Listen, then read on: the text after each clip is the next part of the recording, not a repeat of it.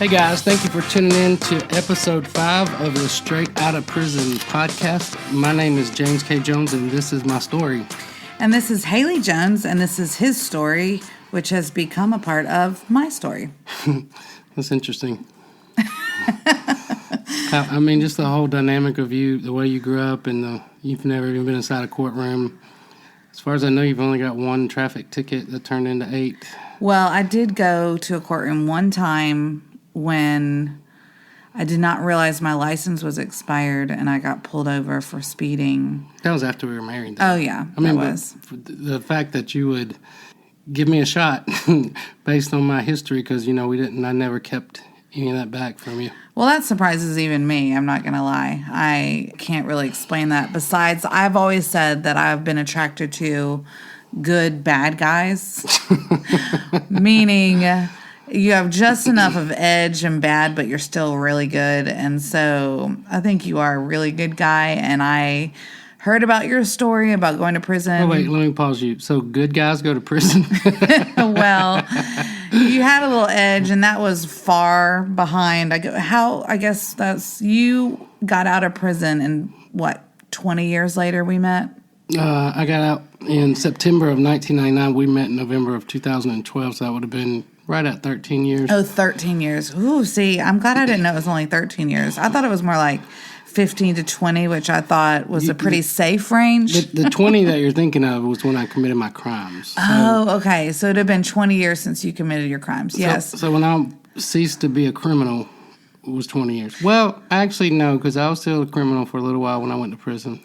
But regardless, you had 13 good years under your belt out of prison. Yes, my record spoke for and myself. Started a business. I mean, it was a true redemption story that I was fascinated with. So, well, actually, before I went on my first date with you, I texted him, and then he called me. But I called one of my mentors, and I said, "This girl is beautiful. She's talented. She is everything that is out of my league, and I'm scared." And he said, James, don't you realize a woman like Haley, she's attracted to your story because of your story and where you've come from and the things that you've overcame? So I was like, maybe. I mean, it's either that or my 6-pack abs. I'm not sure. Well... And just for the record, I don't have 6-pack abs. I was attracted to, yes, you and your story, and it's nothing that I had ever experienced or known. So one date, she's hooked. 5 months later, we're walking down the aisle to say I do. It's true. For life. True story. All right, on the last episode, we kind of ended it. I didn't really like the way that it ended. It kind of made me nervous about just some of the talk, the way I said it.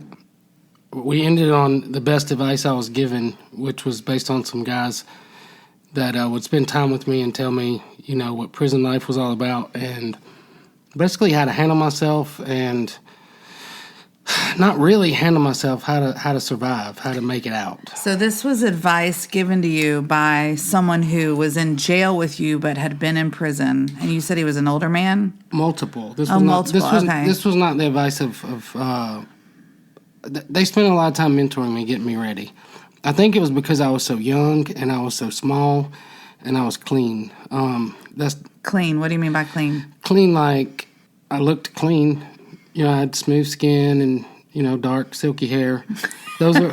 I mean, you think about that when you're in high school. That's that's a good thing. Girls always love my hair, love my skin. Oh, love your hair. Especially black girls. They would always say, "Let's have a baby together." Like, what? I don't want to have a baby. Well, you don't have let's just have the baby. I want my baby to have good hair. So, anyways, I digress with that. But it's dangerous to go to prison and be not unattractive, I guess is the word I'm saying. And also, I was not like a manly man. I call my son, Judah James, I call him my squishy, because he has my body, and those are dangers of going to prison. Those are things that'll get you in trouble. So they were trying to get me ready, and there was the one older guy that gave me the 3 things I talked about that I kept with me the whole 7 years I was gone. But he was what you would call, we called them old timers. So an old timer is somebody who started getting in trouble when they were kids, probably went to juvenile, got in trouble as little kids, went to juvenile, got in trouble, got out, went back again, and then an old timer basically is a person that's been in and out of prison their whole life. Does that make sense? Yeah. So somebody that's like in their 60s, like somebody that you might, because you're a business coach, so you would listen to like business people, or like your dad, who was a successful businessman. These were people, I guess you wouldn't call them successful, but maybe you would because they lived. I mean. The irony. I mean, it's ironic, but I know what you mean. They had experience, and their wisdom comes from experience. Yeah, and they made it through. They got out alive. So, I mean, that was the thing that I was worried the most about. And then also in talking about advice, I remember this after we got done with the podcast last time. My dad actually gave me some very good advice. And I talk about how we were not connected and how he was not, a big part of my life. But right before I went to prison, I called him and I told him, I said, look, I'm guilty of this thing, and there's no reason to keep fighting it. And I'm sick of being locked up in the county jail. I feel like I'm losing my mind. And they've offered me a 6-year sentence with, it was actually 2 6-year sentences, but they ran them together, which means I would serve both 6 years at the same time, with 15 years probation and a load of restitution and all these fines and stuff when I got out. So I said, I think I don't want to go to prison. I don't want to be a convicted felon, but I've done this, so I've got to do what I got to do. And you could tell like he was crying on the other end, and he just said, son, you hold your head up high, you accept responsibility, take responsibility for what you've done, and I promise you'll come out of this a better man. And so, wow, it was good advice from my dad. It's good advice, and also I think it ended up being true. Yeah. You came out a better man for sure. Well, one thing... Or a man in general. Because I was a baby when I went to prison. One thing I had one of the old timers told me, he said, going to prison, it can make you bitter, it can make you better. And I was like, okay, that sounds like something on a greeting card. I mean, I don't really know what that means, like some Tony Robbins stuff. And he was like, no, you can go and you can be mad and you can hate every day. And you can learn, he said, you can learn how to do anything you want to do in prison because you're going to be with other criminals. Like this little county jail that you're in with these 15, 20 other guys is nothing compared to the 1,000 that you're going to be with when you get to your camp. So if you want to learn how to do crime, you can get bitter and get worse, or you can use this time to actually make something out of your life and get out and just never look back. And I remember at the time thinking, well, of course I want to get better. At that time, I didn't see the power to do anything different. Like I felt like my fate was sealed, my life was sealed, and this was just going to be one of those things that I had to get through and just, I guess, see what was on the other side. Does that make sense? Yeah, absolutely. And then the day that I went to court to receive my prison sentence, this was not in Jefferson County, this was in Bay County. My mom and my Aunt Sue were there. That was a hard day to hear them say, you're sentenced to 6 years in the Florida Department of Corrections, 15 years probation, and then they gave me, I think it was like $25,000 worth of fines. So is this true? So that was in Bay County in Florida, that was your sentence in Florida, but you're going to get another sentence in Alabama? Yes, but see, what they do they called what we had a crime spree. So by this time, the feds had dropped their charges against us. That little kidnapping charge they gave me in Bay County, they changed that to false imprisonment, which was a lesser charge. And then they convicted me of first-degree armed robbery, which is the top. You can't get worse than that. But because I'd never been in trouble and because of my age, because I was under 21, they sentenced me as a youthful offender, which is something they do in the state of Florida. I'm not sure about other states. I think Georgia has a youthful offender program.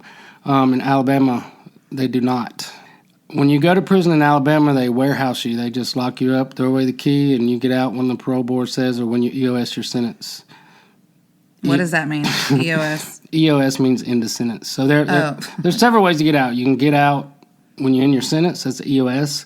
You can get out on parole, which is the parole board grants you release, but you still are technically serving your sentence, but you're doing it out here. And then there's, Florida had some early release stuff, and then Alabama really does not have that. And then you have a huge group of guys that get in the law books when they go to prison, and they just study, and try to find some loophole. And there's a lot of guys that are successful at getting out of prison just by finding a loophole Oh, wow. in their case, or getting resentenced, or whatever. Yeah. There's other ways to get out, or you could escape, and then you do that, and you're on the run for the rest of your life. So I didn't want that option.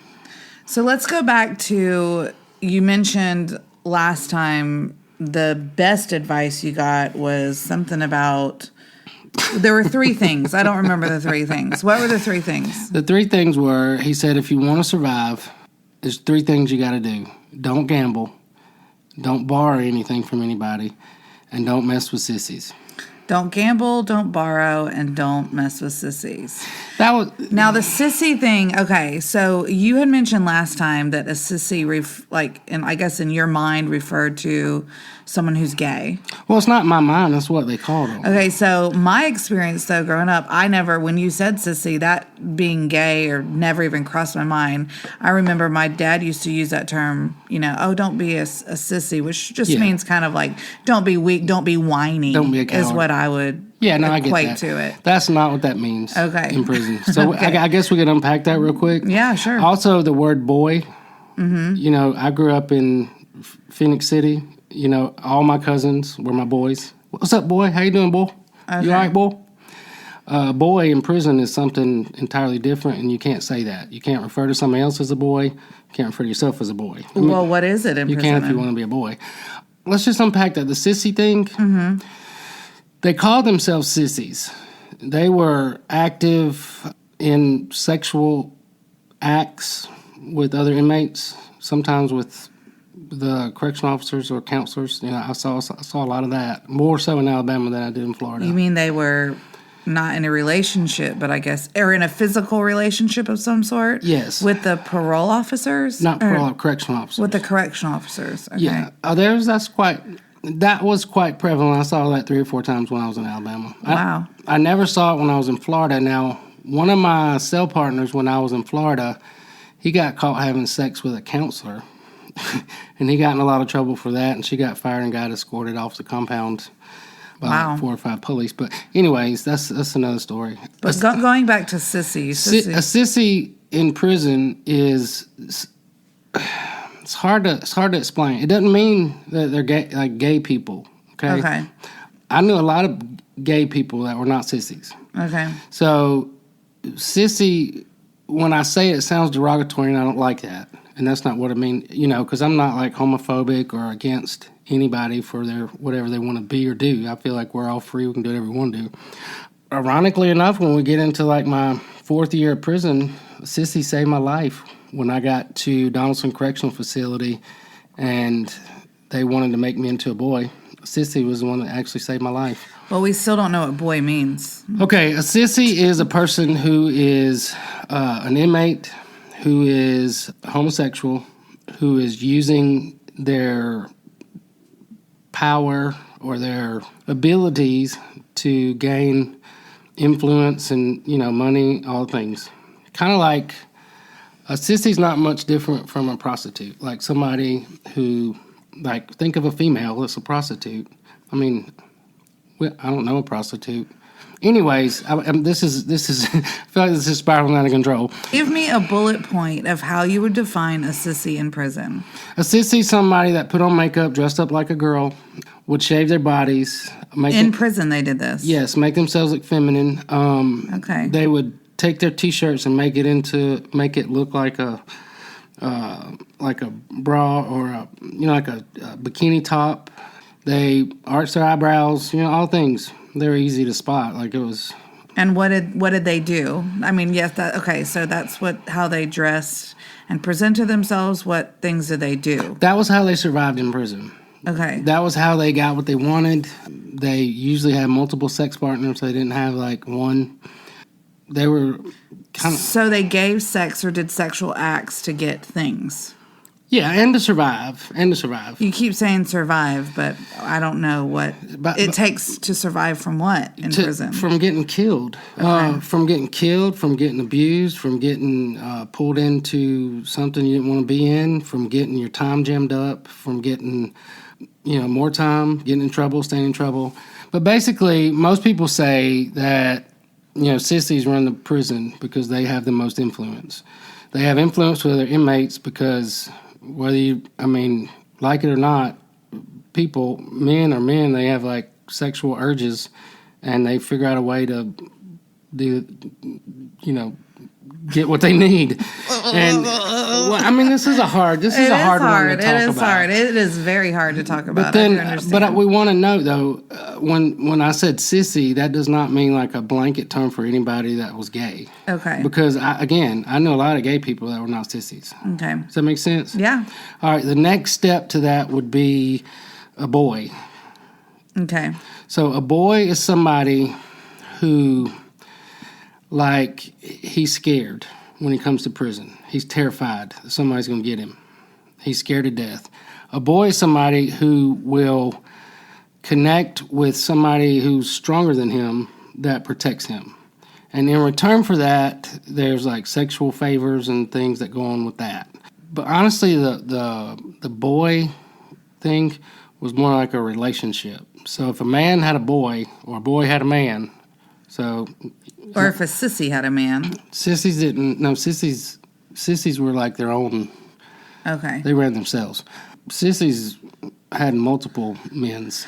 So a boy would connect to, and I'm doing quote unquote, a boy would connect to a quote unquote man in prison to be able to protect him, but he had to pay for that essentially. Yes, but usually they ended up being like cell partners together forever, like almost like a marriage relationship. Were they allowed to do that? Well, that's the thing. And when I went to prison in Florida, I told you Florida Department of Corrections more militant, more like the military. That was against the law. Like, you didn't do that. You don't get caught doing it. Matter of fact, don't even get caught, like touching yourself or doing any kind of masturbation or anything like that. There was like disciplinary rules against that. So if you got engaged in any of that stuff and you got caught doing it, then you got in trouble. Does that make sense? Yeah. But at the same time, it's not like they're watching you 24/7. You are in another world. And you had like a dorm officer, like there was 4 pods in a dorm, 1 officer, so they couldn't be everywhere all the time. So there was ways to get around, doing drugs, doing sex, doing tattoos, doing, whatever you needed to do. But in Florida, it was against the law. Like you couldn't, it was not accepted, even though there were a lot of sissies. But in Alabama, it was just kind of, the administration, the warden, all the people, they kind of just saw that as this is how we keep control in our institution. Just let them do whatever they want to do. It is interesting because as you're talking, it's something we mentioned before, but that prison is its own culture or subculture where these things exist, which is different than how you've explained jail to this point. Yeah, jail was just hard time to just sitting there. Right, and then prison becomes like people's lives. It's their whole life, and yes. So therefore they... It's different. Like, think of it like this. The first prison that I went to after I went through the reception center, I was there for 3 years, and I never left that. It was probably like 30 acres.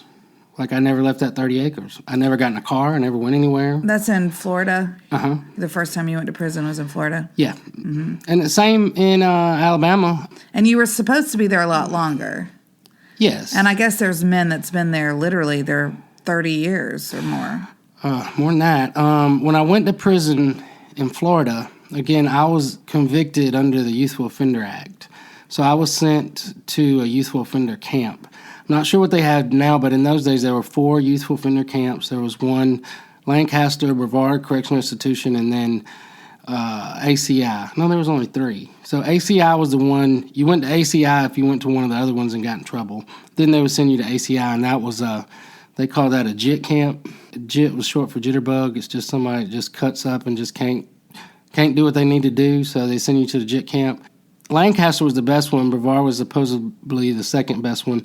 I got sent to Brevard, which was Cocoa Beach, right below Orlando, very close to Cape Canaveral.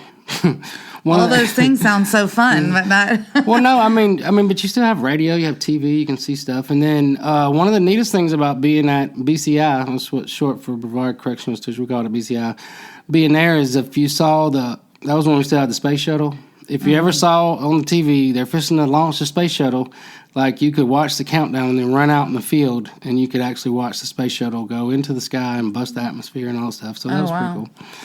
But I feel like we're digressing because we were talking about the term and what it means to be a sissy, what it means to be a boy.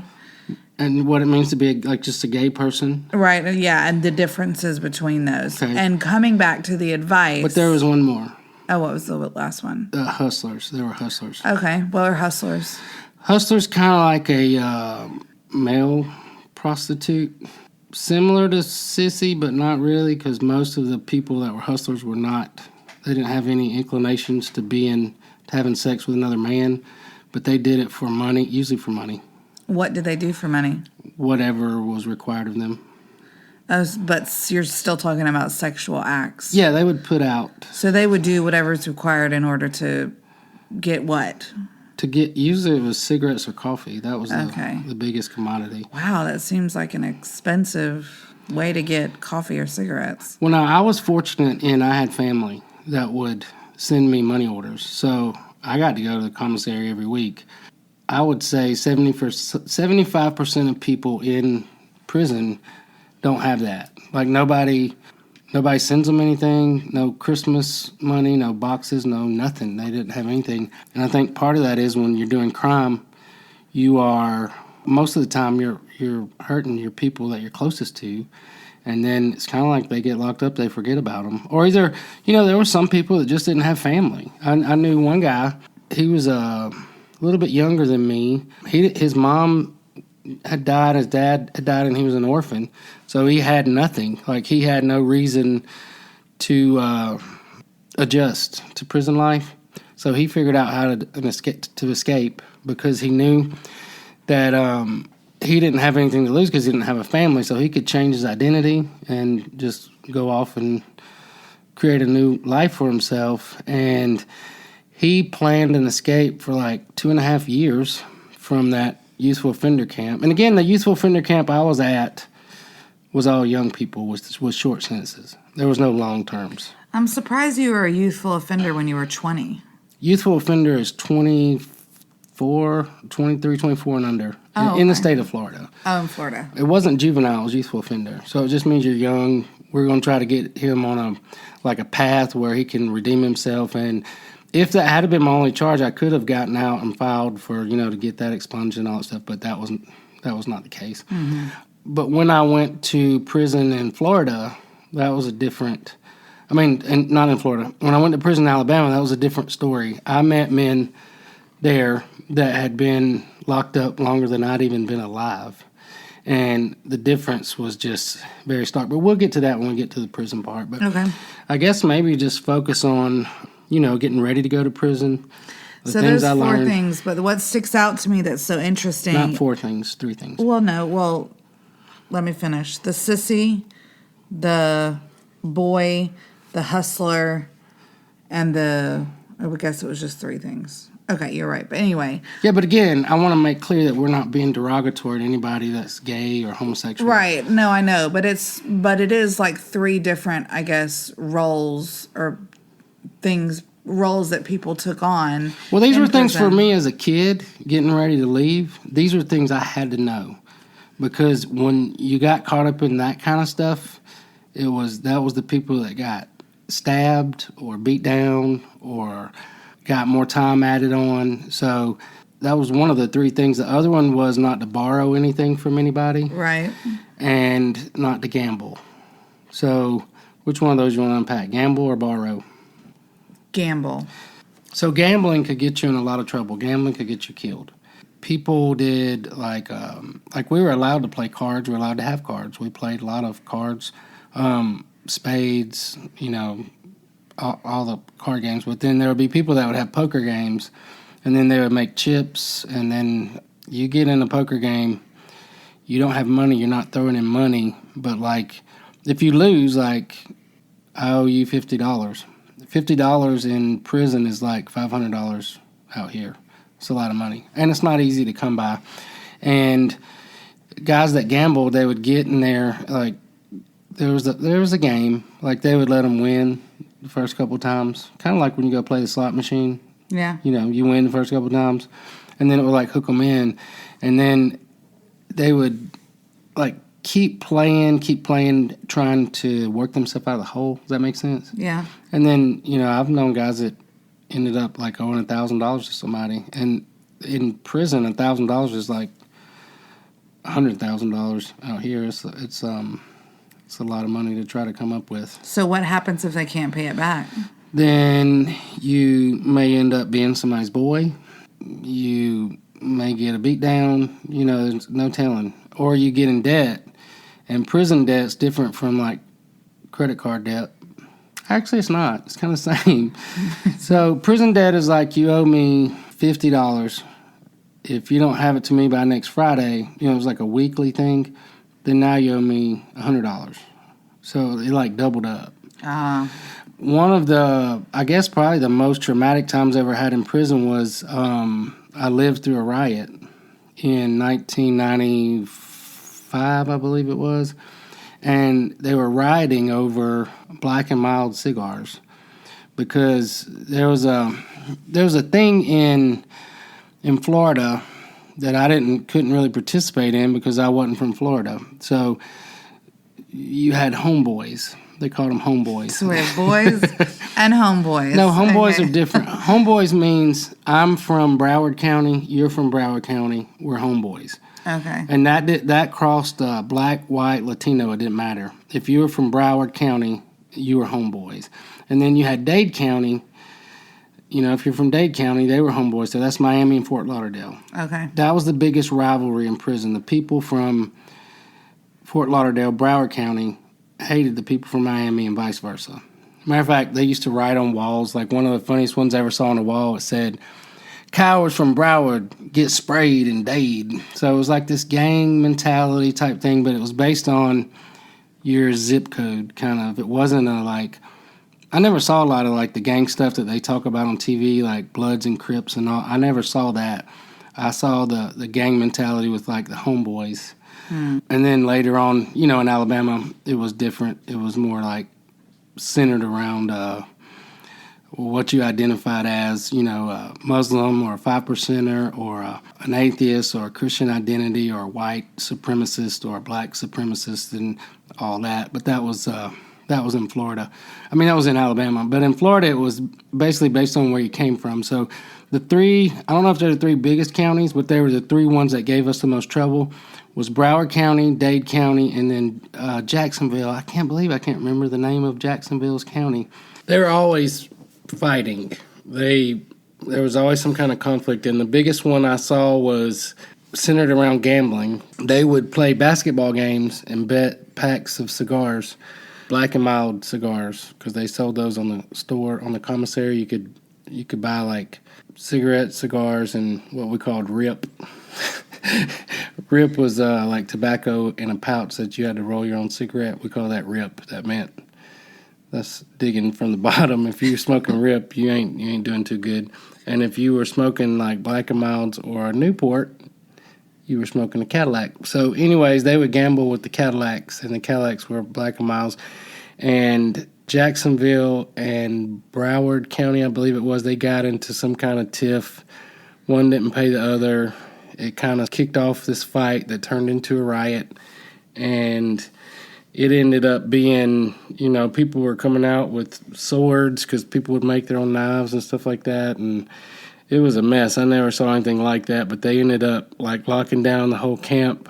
That's how they control when you're in prison. You're locked down. So we sat on the bunk for, I think it was like 6 days. Like you couldn't even get off the bunk. They'd let you up like twice a day to go pee, but there were no showers, fed you sack lunches, and it was until they got it figured out and anyways, that was what I learned about gambling. Don't gamble. So don't mess with sissies. Don't gamble. And then the other one was don't borrow stuff. So It's crazy to me how it seems like in prison, we've talked about this, it's like a different country or a subculture, but the same things are happening there that are happening outside in the free world. the free world. It just, I mean, they're different groups and we call them different things, but they're still fighting and division and rioting, maybe for different reasons, but Well, you want to know why? tell me. Because they're humans. Yeah, well, I mean, that's what I was thinking. I mean, because we're all humans, criminals or not criminals, or in prison or out of prison. We as humans tend to mess things up. and naturally But we also make things better, too. divide so- ourselves into groups and subgroups. So it's very crazy. interesting. And the last part of that was not to borrow anything from anybody. So the big thing in there was people ran what they called stores. And by store, I don't mean the commissary like that where you actually spent your money that you had on your books. A prison store usually comes from somebody who needs a hustle. You like talking about the hustle. Like everybody in prison has a hustle. So I didn't know what a hustle was until I met you and you started talking about hustle. Like, oh, that was my hustle, or what's your hustle? And I had no idea what you're talking about. So tell us what a hustle is. A hustle is a way that you make money or gain influence or, whatever you need to do. My hustle was always food because I knew how to cook. So that was always my hustle. There were some guys that did not do well, and they would wash people's underwear and socks to get cigarettes. And, so they were, like, that's sad. I didn't care how much I had. I would never pay somebody to wash my drawers. You know what I'm saying? That just seemed low to me, and I think some people did that. I would pay someone to wash my underwear. Not like this. I mean, it's different if you have like a laundry service or but usually in prison it was as low as you could get. But if they're getting something for it, what did they get for it? Usually cigarettes, because people are addicted to tobacco and coffee, and that was the biggest thing. People want to smoke cigarettes and drink coffee, and they do all kind of things to get it. So really quick, how were you able to get food to even make food to make that your hustle? Oh, because I worked in the kitchen. Okay. Yeah. Well, we haven't really talked about that. So you had a job within prison? Yeah, I think we're getting ahead of ourselves. We're talking Okay. about preparing to get there. But my hustle was always food. A person that runs a store is usually somebody who has a long sentence and they don't have anybody supporting them on the outside, so they're trying to support themselves. So the way a prison store worked would be like, Johnny, inmate, would fill his box up with soups and cigarettes and coffee, and then you could go to Johnny and you could get a bag of coffee from him if you were in between funds or if you were running low or whatever. But the next week you had to pay him back too. So if you get a pack of cigarettes or coffee from him, you got to give him 2 the next week. And then if it gets to like 2 weeks and you don't pay him, then you owe him 4. And then if you don't pay him when you owe him 4, then you owe him 8. And then all of a sudden you're in this big, deep, dark hole of debt. And it was kind of like a predatory, like those car places where they say, give me your title and I'll give you all this money. And then, you can never get out from under that. Yeah. Kind of out here. But that was how a lot of people made their that was their livelihood. That's how they survived, was by running stores. But if you ran a store, you had to be like a gangster. Like running a store in prison was kind of like being a mafia person. You had to be willing to rough somebody up if they didn't pay you. So that's why you don't borrow from somebody. No, you don't borrow stuff. You don't get in debt to anybody. You don't gamble, and you don't mess with sissies. So did you take that advice 100%? Like, did you ever borrow anything from anybody in prison? Yeah, but it would be like, it's kind of like almost like a military, like brotherhood type deal. Like you make a few friends, you can trust, and then you can borrow stuff like that, but that's different. That's more like It didn't even really like borrowing, because like if you have somebody, like if you have a cell partner, somebody that you're friends and you trust each other, then what I have is yours and what you have is mine anyway, so it didn't really matter. So it wasn't really like borrowing per se. So did you finish talking about the stores, the prison stores, the ones not the commissary but the other? Did you finish that? Well, let me like anchor us back on course. We're talking about getting ready to go to prison, and the advice I was given by the one old timer, and then there was a lot of other like secondary advice, but that was the one I actually took with me, and I lived by that. That was my creed. This is what you got to do. There were a lot of little lessons that I learned along the way before I went. I would have people, like I remember when I got transferred to Bay County, every time I went on a transfer, they would do a newspaper article about me.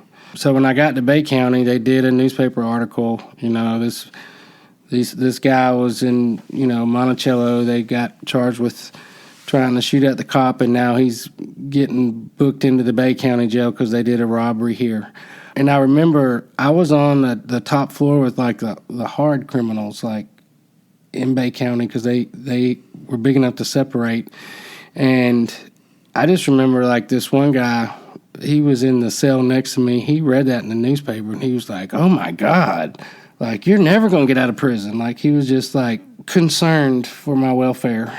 Because I mean, I was in a lot of trouble, and with that, you don't really, you're going to go to prison. You don't know where you're going to go to prison. I mean, we'll talk about all that later. They classify you different ways. So it could have went any kind of way for me. And there were a lot of guys that just would spend time with me and want to tell me, okay, this is what you got to do. If you do this, this is going to happen. If you do this, that's going to happen. So a lot of advice. Most of it proved to be spot on once I got there.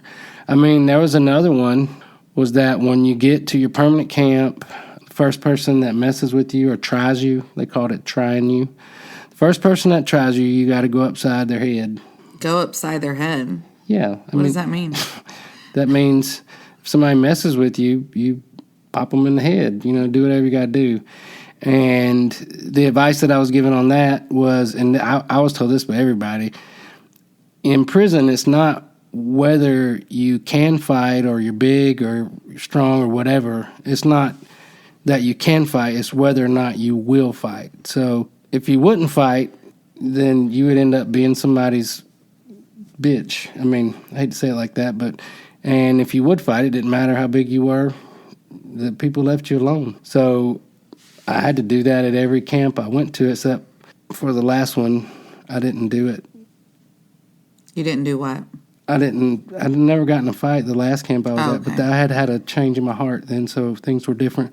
But going in, like I had the first person that messed with me, I had to get in a fight, and it was painful. but they didn't mess with me after that. Like they have to know that you are, don't mess with him, he'll fight you or whatever. Well, you talked about your first fight, how your technique was to grab hair. So in this one in prison, what did you do? Why did it hurt? This was a big guy, and he almost knocked me out. But we'll talk about that when we get there. Okay. Let's stay on the advice. Like we're doing the, on the lead up to getting there. I'm always very fascinated by the fights. I want to hear all about them. Well, but we'll honestly, there weren't that many fights. It was, I had 3 or 4 fights. That's 3 or 4 more than I've ever had in my whole life. I remember Abby, Haley's sister, Abby, was fascinated with my story. And so she asked me one time, like, you got in like real fights, like where you hit? I was like, yeah. You got to do what you got to do. And it's a different world with different rules, different codes, different everything. So by the time I got to the sentence, I received my sentence, and the way that works is you go to court, you get sentenced to prison. There's usually a space of time between getting your prison sentence and going off to prison. Does that make sense? Mm-hmm. So I had seen guys that were sitting in the county jail with me for 4 or 5 months waiting to go to prison. And I just remembered after I got my sentence just thinking like how gosh, that's rough. Like, you're going to prison, you just don't know when because they don't tell you when because it's a security, like a security risk thing. And mine was like I got a sentence. It was like the middle of January. I got sentenced to 6 years in prison. And then I was expecting at least a month or two before I went anywhere. And, they don't tell you so that you can call your mom and say, hey, I'm going to prison tomorrow. They just kind of like swoop you out because they have to, transfer you and stuff like that. And if you were like a real thug, like you could say, I'm going to prison on the 24th and, blow up the bus and get me out, bust me out is why they do that. Plus another thing is you're waiting on a like space. Like they have to have space for you to go to prison. And you don't go directly to where you will live. You go first to a reception center. So in Alabama, the reception center is Kilby in Montgomery, outside of Montgomery. And Florida is such a bigger state, and they had so many more prisons. They actually had 3 reception centers. There's the North Florida Reception Center, Central, and South Florida Reception Center. So I had to go to the North Florida Reception Center, which was Lake Butler, and I got a lot of prep for that because that's a whole different world. So I don't know what it means to go through a reception center. I know we've touched on this before, but what did that look like for you? A reception center is where they process you because you get convicted of a crime, then you become like state property. Does that make sense? Okay. So in Florida, there's 30 plus different camps that you could go to. So when they take you to a reception center, they like do an evaluation of your mind and your crimes, and you have a classification officer. They also, your health. They like give you a complete scan of all the circles of your being. They get to know you very well.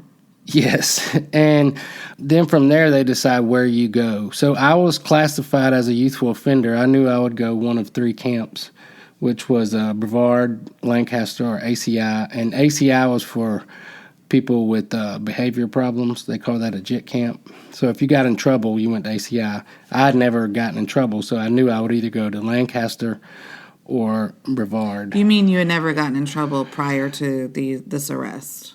No, I mean, I didn't get in trouble in jail. Like after I was arrested. So you were obedient in jail. Yes, if you do what they tell you to do, you can keep a low profile and make it through. But if you are a disciplinary problem or you give them problems, then they can, your life's already kind of like a living hell, but they can make it a living hell that you never, right? And they will. There's like, in every prison camp, there's jails inside of a jail. Does that make sense? Mm-hmm. Like lockdown or solitary? Solitary lockdown. Yeah. They will figure out how to get you to do what they want you to do through the ways that they do things. So part of going to a reception center probably not for all inmates or criminals or whatever you want to call them, us, is one part of that process is to break people down. And that was the part that scared me the most about going to prison, was knowing that I was going to have to, just all the stories I'd heard about Lake Butler. It was the worst.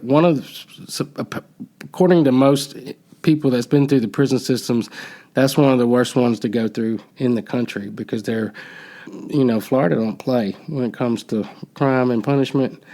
They, when you get ready to go in there, one of their prison systems, they will break you down until you understand we are in charge and you are nothing. So it was scary. I mean, I heard lots of stories. The biggest one I heard was, don't look at the officers and don't meet their eyes because, they processed, thousands a year. People come through there. What happens if you look at them? Then they'll holler at you, and there's a lot, and we'll get into that in the next episode when we get there. But just hearing from the other guys, some of the experiences they had going through Lake Butler, basically they would beat your ass. So you gotta be ready. You gotta have your mind ready and right. And I think we're about to the end of this episode. Yeah, because we're getting way too into the actual prison part. Yeah. So my little thing I thought was going to be a couple months before I went to prison actually ended up, I think it was like a week and a day. They came and got me in the middle of the night and said, pack it up. So a week and a day from the time you got sentenced? Yeah, it was very fast. Still not sure why it was that fast. I've never, most people, it was 2 or 3 months, I got my sentence and I was gone. It might have been because it was the first of the year. So you were given no warning? They literally came and got you in the middle of the night? Oh, yeah. You never get warnings when you're on transfer. The only thing you really know is you're in the sentence. That's the only thing you know. That's my day that I can be out of here. Like anything else, parole, any of that stuff, transfers, you don't know. And they can transfer you anytime they want to for any reason. They just decided we don't want him to be here anymore. We want him to be over there. They can move you. They can do that. They do. You belong to them. You've given up your freedom. You don't have, you have certain rights, but you don't have the rights that you have before prison. Does that make sense? Yeah. Like, I don't belong to me. Mama can't help me. You don't belong to you? Is that what you said? No, you belong to them. Okay. Nobody cares what you think. They don't care what you think. Did we ask you what you think? We didn't tell you to come to prison to think. We sent you to prison to get rehabilitated. So that's that world. But we'll pick up with this next time in episode 6. I'll tell you about my little middle of the night trip to Lake Butler, Florida. I look forward to that.